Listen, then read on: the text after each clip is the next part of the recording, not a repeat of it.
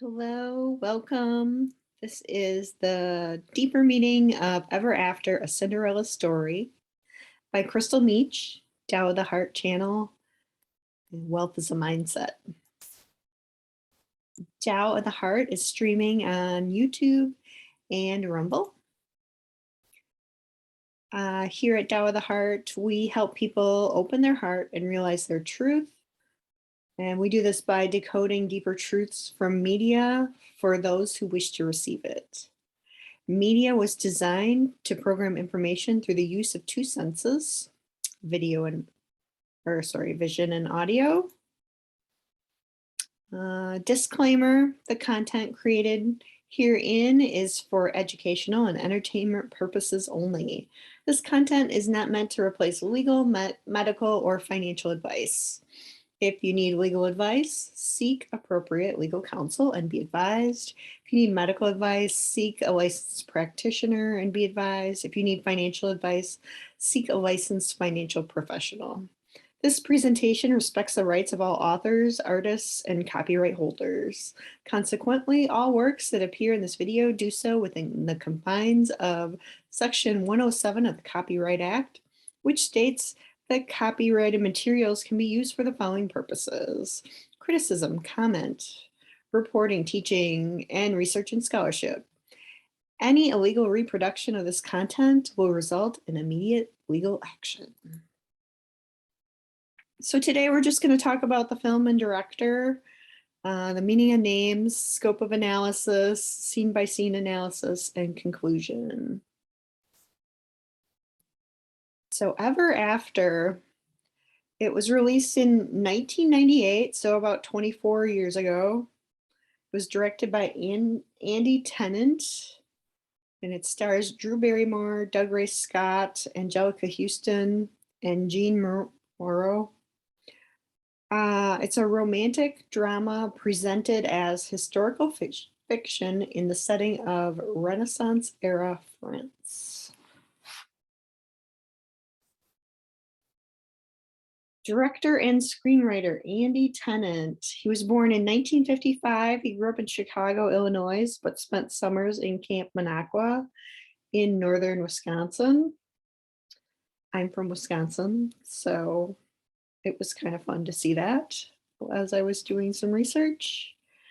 His work list is long, and his acting career started in 1978 with the movie Grease and eventually led to directing feature films. So he directed It Takes Two, Fools Rush In, Ever After, Anna and the King, Sweet Home Alabama, Hitch, Fool's Gold, The Bounty Hunter, Wild Oats, and The Secret, Dare to Dream. What's interesting about Ever After is that he directed and he wrote it. And we're just going to get right into the meaning of names.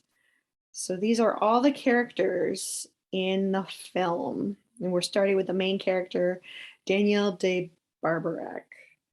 And Danielle is Hebrew for God is my judge. De is French for of. Barbaric means primitive or unsophisticated. Auguste de Barbarac, great or revered. Nicola de Lancret, victory of the people. Direct the efforts of others rather than take orders. Grande dame, grand is great, and dame is the title given to a woman equivalent to a knight.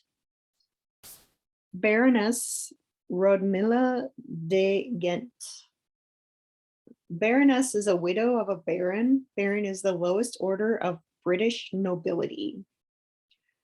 And I just want to put in here, the Treaty of Ghent ended the war in 1812 between the United States and the United Kingdom.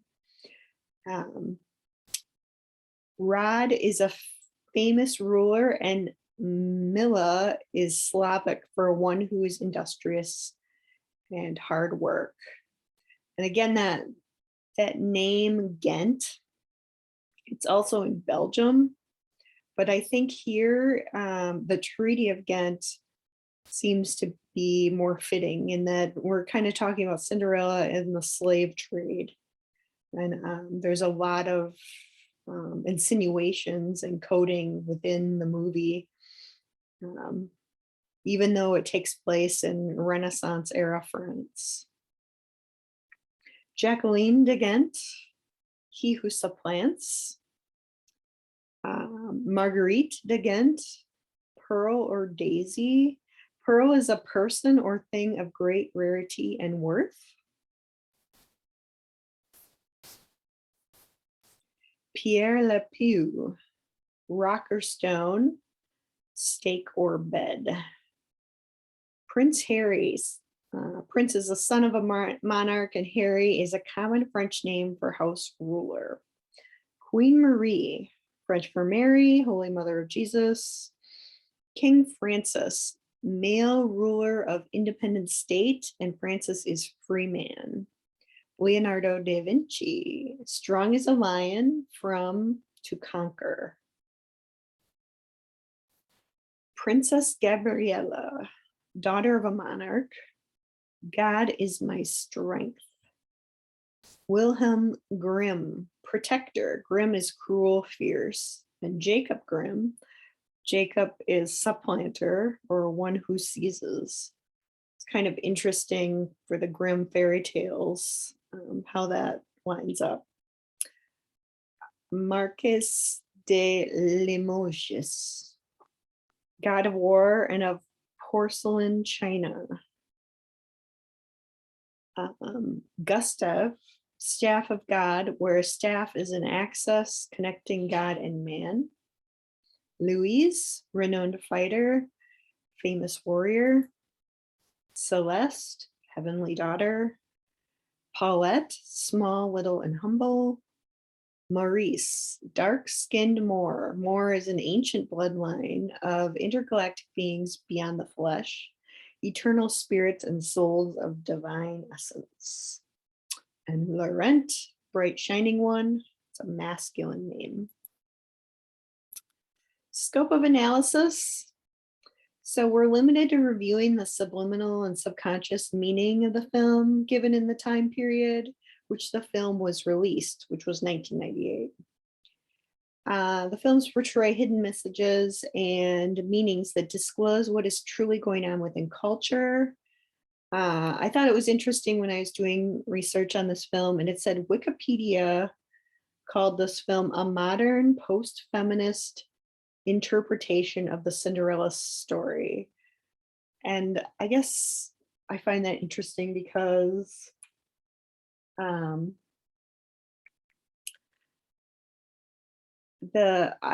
I would say that 1998 we're like heavy into the feminist movement, and even here in 2022, 24 years later, I still could make the argument that we're heavy in the feminist movement. Scene one, setting the Grimm brothers straight on the story of Cinderella. The prince came to save her, but she already saved herself. Again, that's maybe a little bit more into the feminist movement. The woman saves herself rather than the man saving her. And that's a very interesting thing about our culture today, given that man was designed to protect women, and he'd give his life for the woman that he loves, and I think that that's kind of what is unique about the time we live in today. Wikipedia calls it a modern post-feminist story. This movie came out in 1998. One could ascertain in 2022, we're still experiencing the effects of the feminist movement, which I just said. Scene two. So Danielle was a little girl. She never met her mother. She had a father that loved her. He married Radmilla de Ghent, who had two daughters. Again, I'm mentioning that War of 1812 Peace Treaty of Ghent between the United States and Britain, ending the slave trade. Um, and I believe that there's a famous painting. I don't know if it's 1812, but it's in Washington, D.C. And the British soldiers are getting back on their boats after signing the peace treaty. And they all have their weapons, which is kind of interesting because if they surrendered and the United States won the war, why did they take their weapons back on their boat? Just an interesting fun fact. So scene 3, Danielle meets her stepmom and stepsisters. The last book her father reads her is Utopia by Sir Thomas More. And Utopia is an egalitarian type of book. And that means believing in the principle that all people are equal and deserve equal rights and opportunities. So scene 4, August dies of a heart attack, and his last words are to his daughter, saying he loves her. Scene 5, we fast forward 10 years. Cinderella is a slave to her mother and stepsisters. Into scene 6, she meets the prince, thinking he's a thief. She throws an apple at him, or multiple. And he says, I wish for nothing more than to be free from gilded cage. And he provides her 20 gold francs for her silence.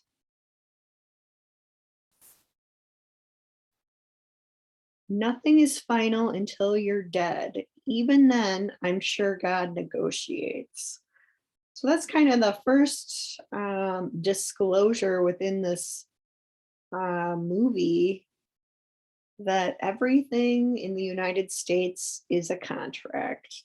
Everything in commerce is a contract. And I think people don't really understand that today. Well, some do, to their advantage, but to others, to think of life that way brings a certain freedom. If the Baroness can sell your husband to pay her taxes, these can bring him home.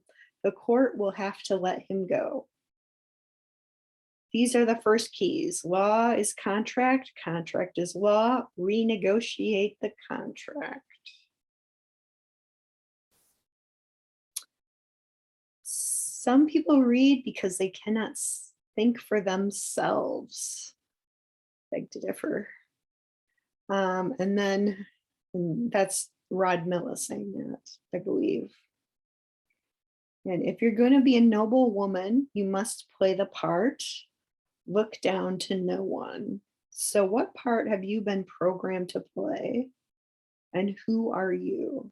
So Cinderella, or Danielle in this case, she has to save Maurice now. So in order to do that, she must go to court to release him. So she dresses up as a noble woman and tries to free him and offered a contract. I'll take this matter to the king. And the prince says, the king's, or this isn't the prince. I think it's the man that has Maurice locked up. He says, the king's the one that sold him. He's now property of Cartier. He's not property at all. I demand you release him at once. Do you think it's right to chain people like Chatel? I'm following orders. How interesting that he says, I'm following orders. So he's just a servant as well, basically. And do you think it's right to chain people like Chatel, like property? And in this case, Chatel is property other than real estate. So Danielle goes on to quote Thomas More's Utopia. If you suffer your people to be ill educated and their manners corrupted from infancy, and then punish them for those crimes to which their first education disposed them, what else is to be concluded, sire, but that you first make them thieves themselves, then punish them? She brings up a good point. Um, and if you look today at the education system, it doesn't say anything about contracts. It doesn't say anything about finance. It doesn't say anything about, um, you know, what people should be learning. And when I say what should be learning, they should be learning how to think, not what to think necessarily. Scene 11. A country's character is defined by its everyday rustics. The legs you stand on demands respect. You gave one man his life back, but what of the others? Um, and he's asking, can I have a name? And she gives the name of her mother, Nicole de Lancret. It's not her name. Why is this important? It's important because name is jurisdiction. The register of a name or title is to give away ownership of property.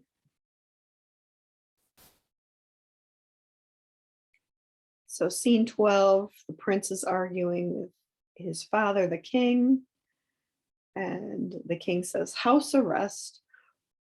Oh, sorry, this is the prince. House arrest, or you'll send me to the Americas like some criminal, all for the sake of your stupid contract.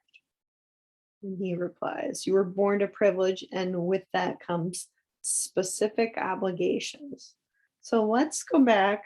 Could he contract to be born into the family? Can you contract with a baby?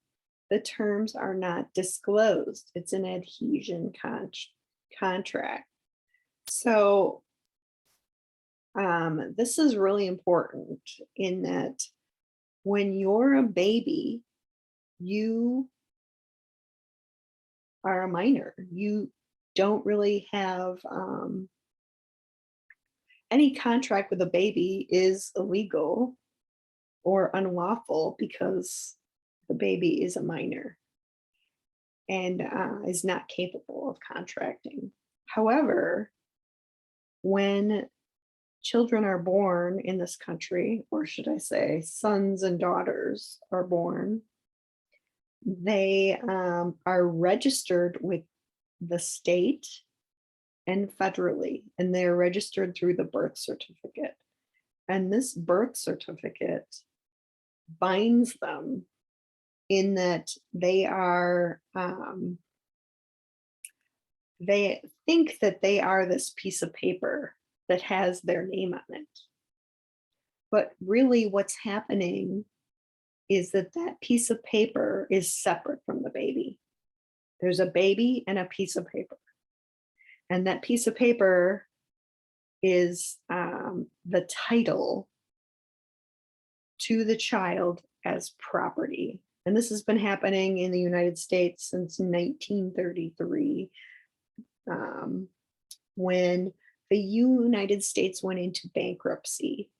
And that was due to HJR 192, Public Law 7310. So scene 13, the counteroffer. You'll marry by next full moon, or I'll deny you the crown and live forever. And the prince says, good, agreed. I don't want it. So there's 4 responses to a contract offer: accept, conditionally accept, argue, and acquiescence. So the acquiescence is really just ignoring, which means that you have accepted the contract. So you might think that by you not answering that you're rejecting the contract, but really you're accepting it. And that's where the law is very different from what you may have been taught in school or um, maybe through family, um, because you didn't know how to deal with the contract. Scene 14. I must know exactly what was said. The simplest phrase can have 1,000 meanings. And this is a huge disclosure because um, everything in this world is contract and commerce. I mean, anything that you do with another person, it's involving contracts. So you might have an agreement, but that doesn't mean it's a contract. But there's multiple types of contract, and what's in court is very different than in real life. But if you treat everything like court, that is when you really start to understand how to maneuver commerce. And there's slang, colloquial, and law language, and they all fall under English. So you might say something and it might have a very different meaning in court. And how you conduct yourself in court um, determines your status um, and your ability to and um, maneuver and be able to work within court to direct your efforts according to what you want. Okay, the Queen says, choose wisely, Henry. Divorce is only something they do in England. So I think that some people believe that this quote is related to the King Henry in England back when this film was supposedly taking place. And he divorced. And I think it's more related to the marriage as a US citizen is to the husband, wife, and the state. And the union places both as property of the state. So anytime you get a marriage certificate, you're registering. So anytime you register, you give up title. And that means that the state has ownership of the husband, the wife, and any products of that union. And products of that union are usually sons and daughters. So this is another way that the government has jurisdiction um, over you and your husband or wife. And, that's basically how a divorce happens in court. So, scene 16. When my daughter becomes queen, perhaps we might come to a new arrangement, a counter offer. Scene 17. Man is insufferable. Black's Law, 4th edition dictionary. Suffer. To allow, to admit, or to permit. Not in the dictionary. Insufferable. Incapable of being suffered. Now, they did have incapacity in Black's Law 4th, and it said want of capacity, want of power or ability to take or dispose, want of legal ability to act. So I think that's really interesting. What's interesting about suffer is if you go into court and you say, I have suffered, It means that you um, consented basically to whatever you suffered for. Whereas injured means you didn't suffer. It means you didn't consent.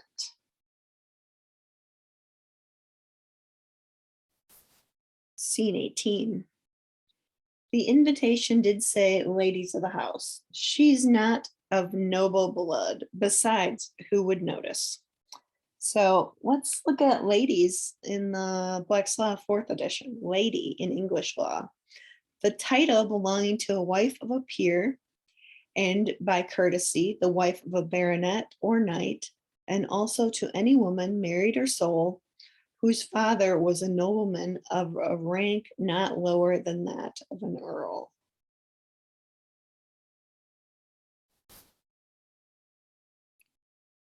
You have everything and still the world holds no joy, and yet you insist on making fun of those who would see it for its possibilities. I just thought that was an interesting quote. Now, by royal decree, any man who sails must be compensated. So 27 CFR 72:11, all crimes are commercial. So that's a disclosure here in the United States. I think it's to this reference, all crimes are commercial. So anything that happens, there's a commercial transaction behind the scenes.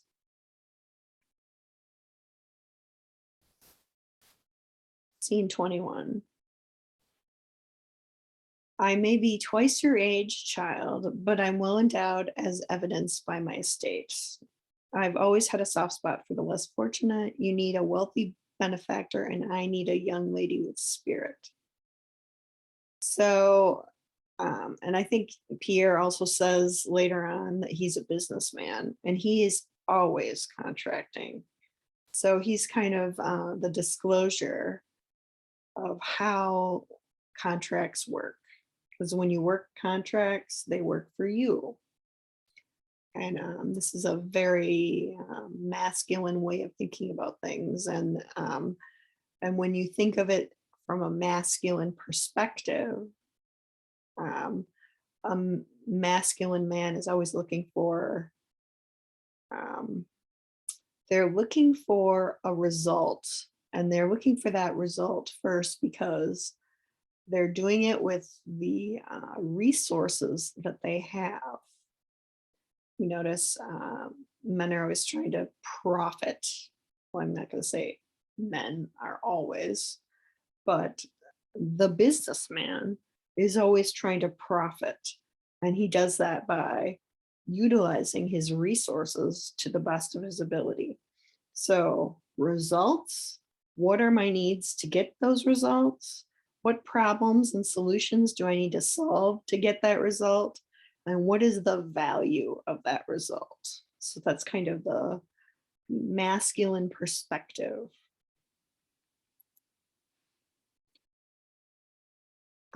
Scene 22, you have found my weakness, but I have yet to learn yours.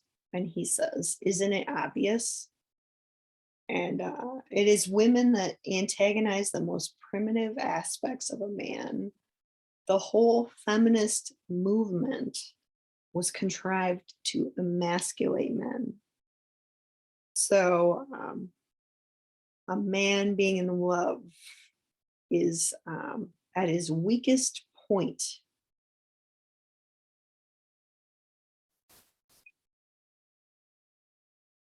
To be so defined by your position, to never be seen as who you are, but what you are.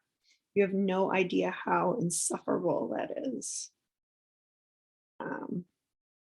And this is the human experience. And he's saying this, but it's esoteric in that it's everyone in this culture.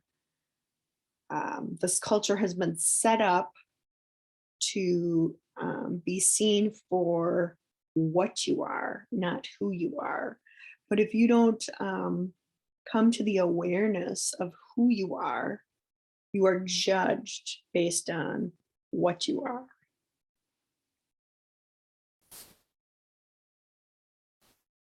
Do you think these games, intrigues, will win you a crown to hunt royalty like some sport? It's disgusting.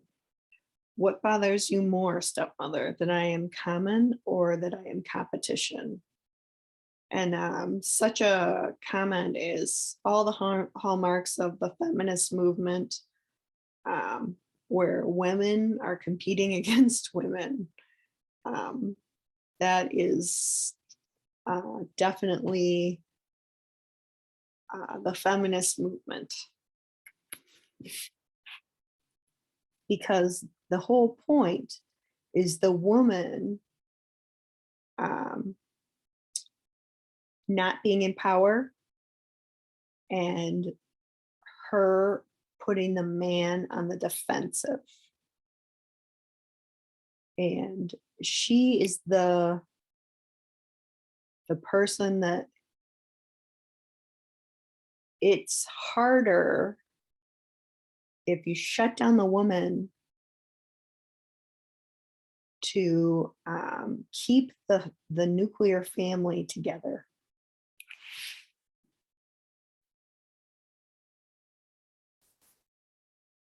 Scene 25. He's expecting someone that does not exist. My name is Danielle, and I am but a servant. Yes, and I am a bastard son of a peasant. Black's law fourth, bastard, an illegitimate child, a child born of an unlawful intercourse and before the lawful marriage of its parents. Notice it says its. Child is a corporate construct. So to call your son or daughter a child is to call them a corporate construct in law. So this is where I'm saying that there's a very big difference in the court of law of the language that you speak as compared to, just talking to a normal person in society. And this happens very early in as early as kindergarten. And in 1992, 1993, I'd have to get the exact public policy, but it was a federal law where they changed the education system within the United States um, to keep people programmed and asleep. So to wake up to the language that is actually used in public policy is to go back to Black's Law. And I would go back to the fourth edition. It was created in 1968. If you go to the later editions, you'll start to see missing terminology, and that's on purpose. But here she's saying, I am but a servant. So she only knows herself as a servant. And she knows that because from a very young age, she didn't have a mom and then she lost her dad. So with that, she lost her identity as not just Danielle, the daughter, or Danielle, the woman, but as property. And again, she was very young, so she didn't understand that she was entering a contract, an adhesion contract, where this was never disclosed. Scene 26. Ask yourself, she's a grasping, devious little pretender, and it is my duty, your highness, to expose her as the covetous hoax she is. Tell these women who you are. Covetous, desire to possess, hoax, a malicious deception.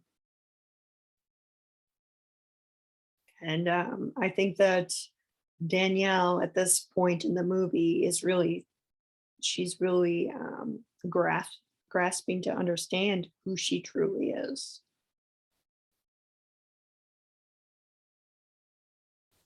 Do not address me so informal, madam. I am a prince of France, and you are just like them. So the prince sees the hoax not just of Danielle, but also of Radmilla and Marguerite. Um, and, she calls him by the name Henry. And Henry is different than the title of the Prince of France. So again, this kind of goes back to the name on the birth certificate is a title and it's part of the corporate construct. But Henry is really the informal name, the closer to the man that he is.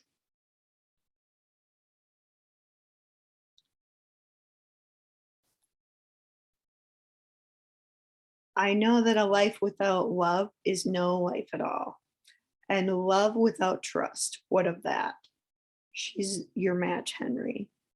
But I am but a servant to my crown. Both are servants to what?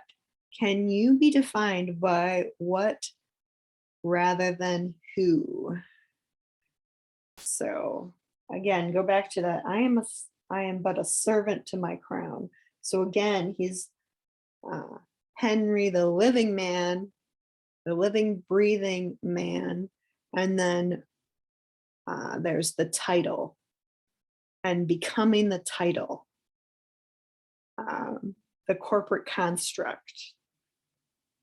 And as you become that servant to the crown, what are you really doing? You're accepting the contract, even though you may not be aware of all the terms of that contract.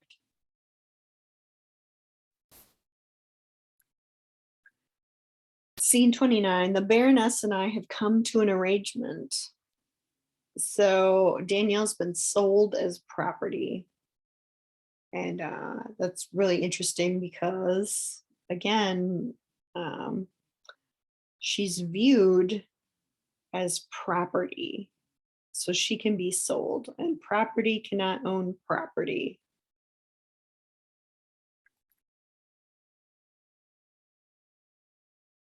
Pierre says, "You belong to me now." And here, when she has her back against the wall, she says, "I belong to no one, least of all you. Oh, I do wish you would reconsider my offer." Notice how, when the terms are obvious, she doesn't consent.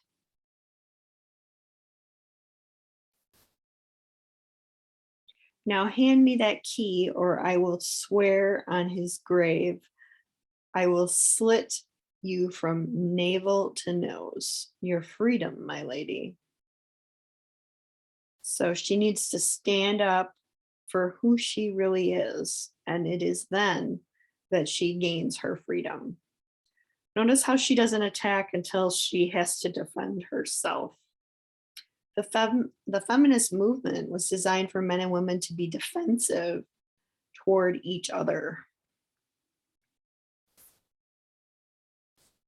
Um, what are you doing here? I came to rescue you. So this is the post-feminist movement, according to Wikipedia. I think it's right in the feminist movement. She rescues herself. And maybe that's what the feminist movement is all about. Women understanding their power so they don't take it away and emasculate men. And that's kind of what I'm saying here. I guess you could say moving past the feminist movement would be the man and woman both in their power. They know who they are, and thus would not have to defend themselves. Staying in duality, um, they complete each other together. Actually, I came to beg your forgiveness. I offered you the world, and at the first test of honor, I betrayed your trust. So I guess the prince has looked within and understood that by him not listening, um, I guess he's saying that he was in the wrong. Again, I think that's very feminist. Um, so now he sees past the duality. Before he blamed her, that she didn't tell him who she was, and he sees now what he created. And I guess the whole point of all this is we are all creators of our experiences. I kneel before you, not as a prince, but as a man in love. But I would feel like a king if you, Danielle de Barbarac, would be my wife. We can see here how the title is a lower kingdom to the man. Prince to king, as a man, the titles are created. So I guess the whole point here, again, is the title. So I kneel before you not as a prince. I'm not the title. I'm a man in love. And that's a higher power than, a prince or even a king. Scene 35. Did you or did you not lie to the Queen of France? Choose your words wisely, for they may be your last. So it's not your appearance in court, it's who you are. This is an offer to contract. Never make statements and always answer with a question. Notice how she says a woman would do.